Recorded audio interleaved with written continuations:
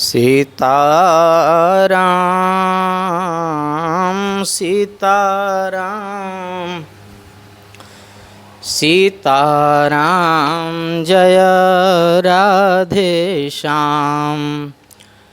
हरि ओम तत्सत। नारायण हरि। हरि ओम तत्सत। नारायण हरि। ऊपर नारायण हरि, नीचे नारायण हरि, दाएं नारायण हरि, बाएं नारायण हरि। हरि ओम तत्सत। नारायण हरि। शान्ताकारं भुजगशयनं पद्मनाभं सुरेशं, विश्वाधारं गगनसदृशं मेघवर्णं शुभांगं, श्रीलक्ष्मीकान्तं कमलनयनं योगिभिर्ध्यानगम्यं, वन्दे विष्णुं भवभयहरं सर्वलोकैकनाथं।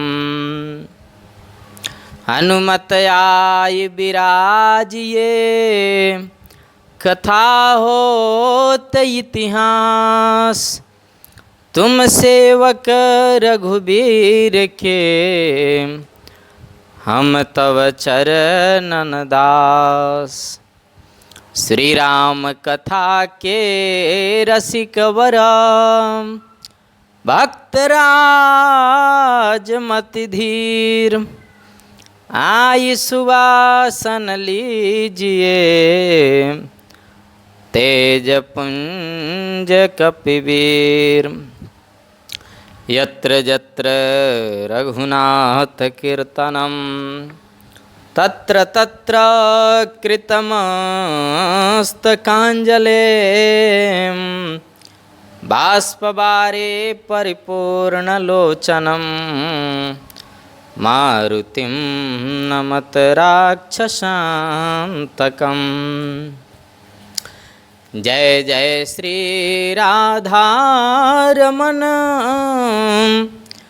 जय जय नवल किशोर, जय गोपी चित्तचोर प्रभु, जय जय माखन चोर। प्रेम से बोलिए आनंद कंद भगवान की जय। श्री देवराहा बाबा सरकार की जय। परम्बा जगदम्बा माता की जय। श्री राम दरबार की जय। जय जय श्री सीताराम। अलक्ष्य रूप से उपस्थित समस्त भक्तवृंद, भक्तिमती माता बहनें,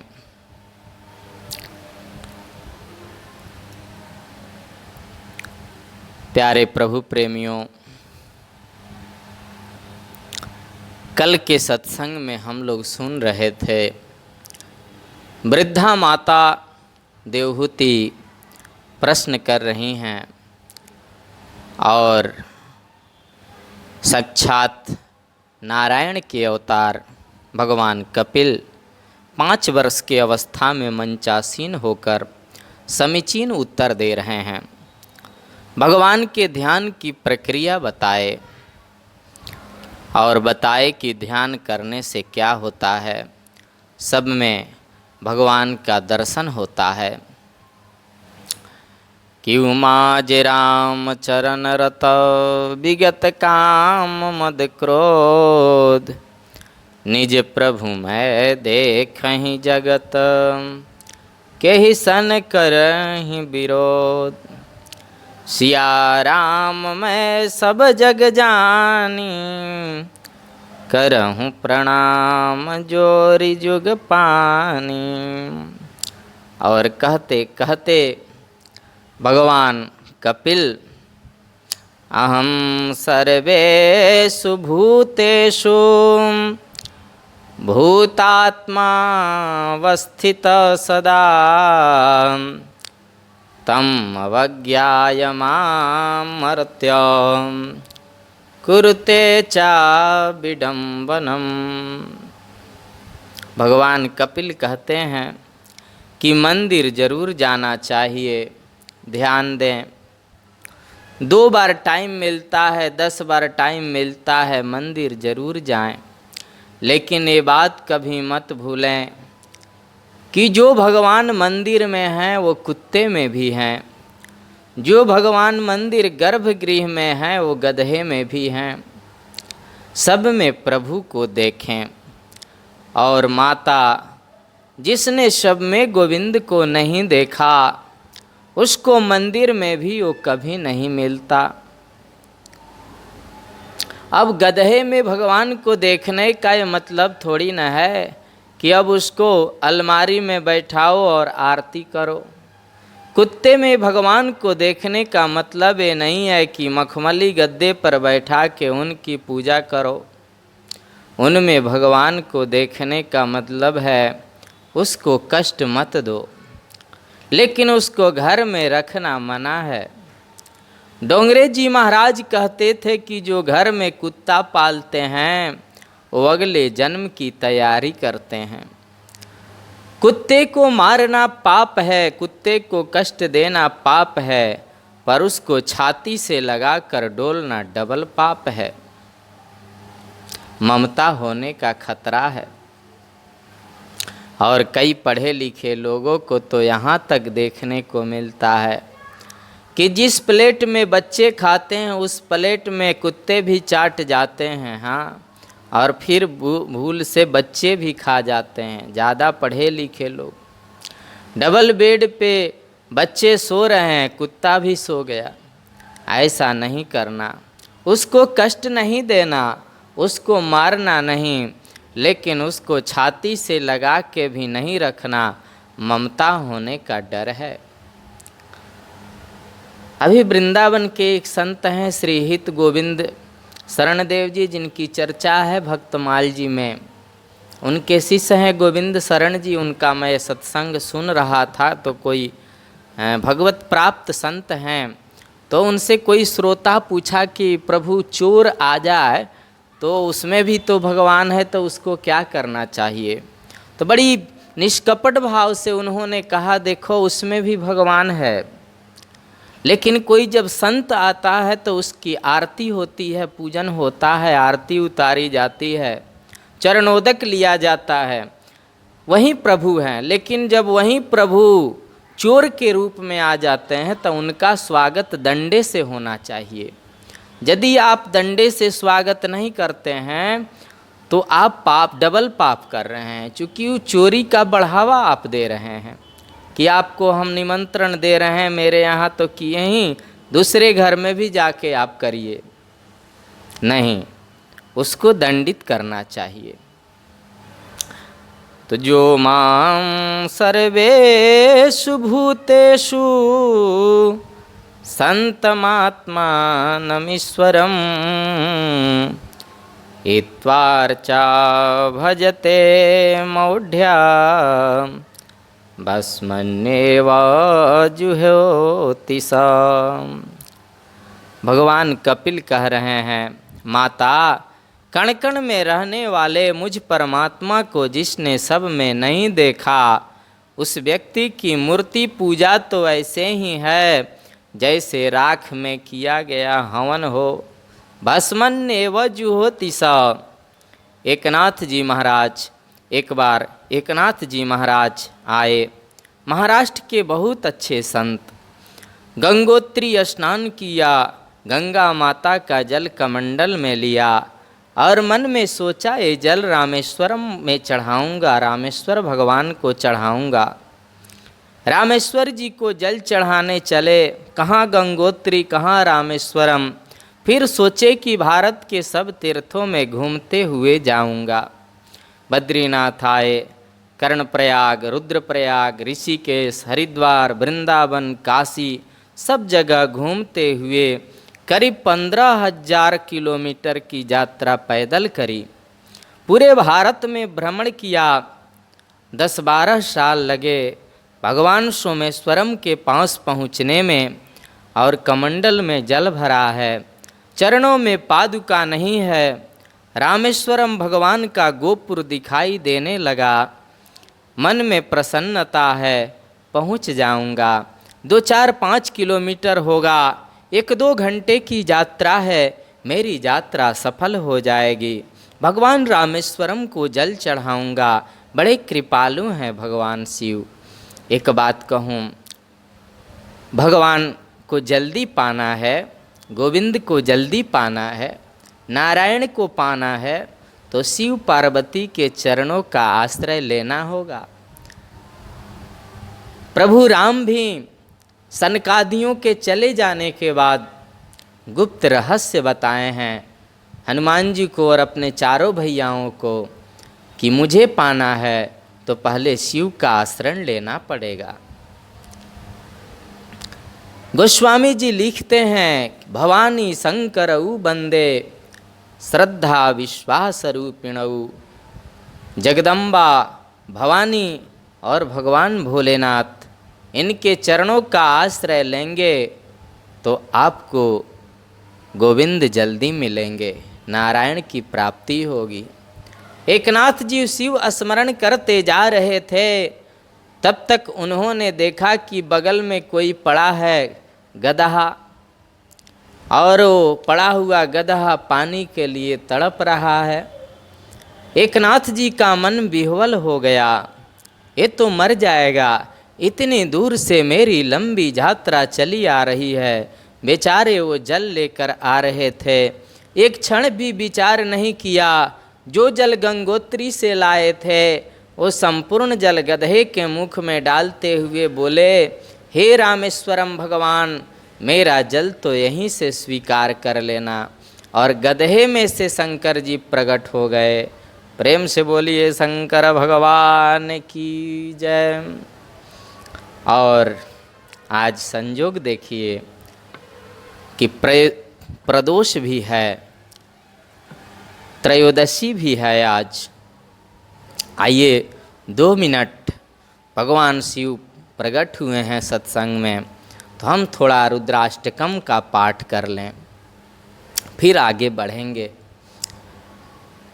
नमामि समीशान निर्बाण रूपम विभुं व्यापकं ब्रह्म वेद स्वरूपम निजं निर्गुणं निर्विकल्पं निरीहं चिदाकाशमाकाशवासं भजेऽहं निराकारमोङ्कारमूलं तुरीयं गिराज्ञानगोतीतमीशं गिरीशं करालं महाकालकालं कृपालं गुणागार संसार पारं नतोऽहं तुषाराद्रिसंकाश गौरं गंभीरं मनोभूतकोटि प्रभाश्री शरीरं स्फुरन्मौलिकल्लोलिनी चारुगंगा लसद्भालबालेन्दुकण्ठे भुजंगा चलत कुण्डलं शोभ्रनेत्रं विशालं प्रसन्नाननं नीलकण्ठं दयालं मृगाधीशचर्माम्बरं मुण्डमालं मृगाधीशचर्माम्बरं मुण्डमालं प्रियं शङ्करं सर्वनाथं भजामि। प्रचण्डं प्रकृष्टं प्रगल्भं परेशम् अखण्डं अजं भानुकोटिः प्रकाशम्। त्रयः शोलनेर्मूलनं शूलपाणिं भजेऽहं भवानीं पतिं भावगम्यं।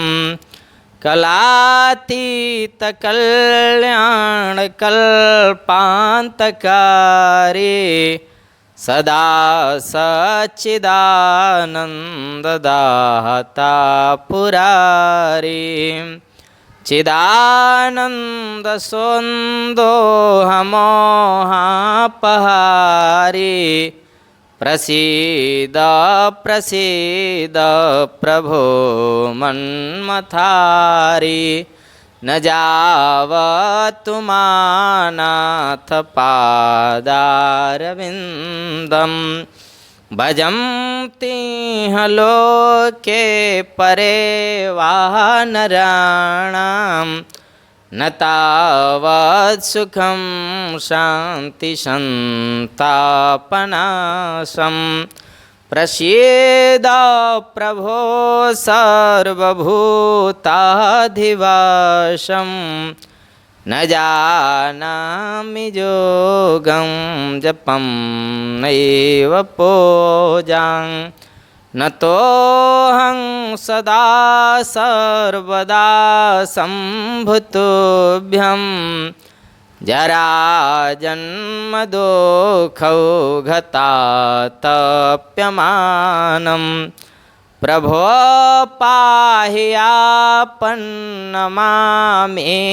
शम्भो प्रभो पाहि आपन्नमामेश शम्भो प्रभो पाहि आपन्नमामेश शम्भो।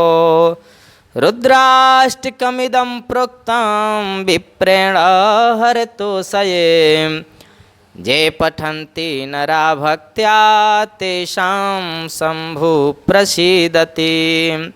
प्रेम से बोलिए रामेश्वरम भगवान की जय।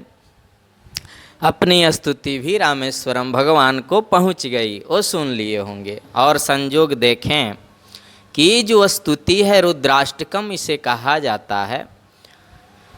ये मानस जी में भगवान गोस्वामी जी वर्णन किए हैं और वहीं प्रसंग भी मानस जी के सत्संग में चल भी रहा है, जो 2-3 दिन में वर्णन आएगा। काकभूषुंडी जी अपनी कथा गरुण जी को सुना रहे हैं कि मुझे एकाक शरीर क्यों प्रिय है और क्यों मुझे एकाक शरीर मिला। इसके पहले अजगर का शरीर मिला था और अजगर से पहले ब्राह्मण का शरीर मिला था, लेकिन गुरु के अपमान करने से भगवान शिव का उस ऊंचाई पर मैं पहुंच गया था साधना के। लेकिन मुझे लगा कि अब मैं बड़ा हो गया हूं और अभी गुरु जी की ऊंचाई कम है। गुरु जी आए तो मैं भाव बना के चुपचाप साधना में बैठा रहा और खड़ा नहीं हुआ। खड़ा होकर के गुरु जी को सम्मान नहीं किया, प्रणाम नहीं किया। गुरु जी तो कुछ नहीं बोले, वो तो भोले थे, लेकिन भगवान शिव को बर्दाश्त नहीं हुआ और आकाशवाणी हुई कि रे दुष्ट, तूने गुरु का अपमान किया है, अजगर की तरह बैठा रहा, जा तू अजगर हो जा। गुरु जी के नेत्रों में आंसू आ गए। मुझे तो कोई फर्क नहीं पड़ा भगवान आपने क्या किया। पुत्रो द्विधा, पुत्र 2 प्रकार का होता है, विद्या जन्मना च, ये भी तो पुत्र है, शिष्य है मेरा। और उनके मुख से अनायास प्रस्फुटित हुआ था ये मंत्र जो मानस जी में वर्णन है। नमामि समीशान निर्वाण रूपम। और भगवान शिव प्रसन्न हो गए थे, वो भी तो भोले हैं। हाँ, बोले कि आपकी स्तुति से मैं प्रसन्न हूँ, मांगिए क्या चाहिए। बोले कि नहीं, इसको सांप से मुक्त कर दीजिए, मेरा शिष्य है, मुझे कोई दुख नहीं था, इसके मान अपमान और खड़ा होने और नहीं होने से, लेकिन अजगर होगा तो मुझे दुख होगा, मेरा शिष्य है अजगर बन गया। भगवान शिव कहे कि यही गुरु का स्वभाव होना चाहिए कि नीचे हाथ लगा करके कुम्हार के जैसे ऊपर चोट मारता है, नीचे डर रहता है कि कहीं ये फूट न जाए, नीचे हाथ सहाय देत ऊपर मारत चोट। और भगवान शिव प्रसन्न हो गए और कहे कि ठीक है, कुछ दिन तो तुम्हें रहना पड़ेगा और फिर तुम्हें जाओ भक्ति प्राप्त होगी। भगवान शिव का आशीर्वाद मिला। साप में भी, ऋषियों के साप में, भगवान के साप में भी अनुग्रह छुपा रहता है। आज तक कोई ऐसा प्रसंग नहीं जिसको साप लगा हो और बाद में भगवत प्राप्ति नहीं हुई हो। ऐसे प्रयास नहीं करना चाहिए कि हमें साप लगे, आशीर्वाद ही मिले तो ज़्यादा अच्छा है, क्योंकि कष्ट थोड़े ही दिन के लिए होता है लेकिन बड़ा दुखदाई होता है और दर्दनाक होता है। प्रेम से बोलिए आनंद कंद भगवान की जय। तो भगवान शंकर कृपा की मूर्ति हैं। तो मैं निवेदन कर रहा था कि चिंतन करने से दृष्टि की शुद्धि होती है, और तीसरी बात, जब दृष्टि शुद्ध हो जाती है तो ईर्ष्या का विनाश हो जाता है। भगवान कपिल देव माता देवहूति के संदेह की निवृत्ति कर रहे हैं। ये बात मैत्रेय मुनि विदुर जी को बता रहे हैं। वही प्रसंग सुखदेव जी परीक्षित जी से कह रहे हैं। प्रसंग बड़ा सुंदर है, शेष प्रसंग हम कल करेंगे, क्योंकि अभी थोड़ी मानस जी की कथा भी करनी है। प्रेम से बोलिए आनंद कंद भगवान की जय। सद्गुरुदेव भगवान की जय। देवराहा बाबा सरकार की जय। जय जय श्री सीताराम, जय जय श्री राधे श्याम। नमः पार्वती पतये, हर हर महादेव शंभो।